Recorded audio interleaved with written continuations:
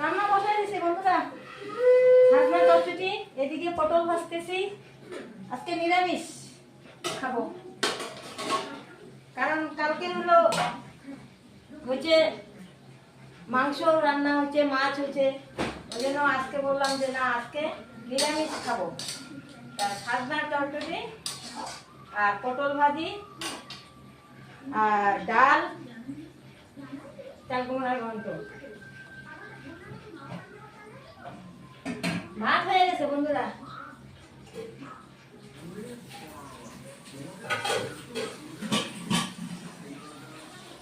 ভাত হয়ে গেছে, প্রেসারে ডাল সিদ্ধ করা হয়েছে।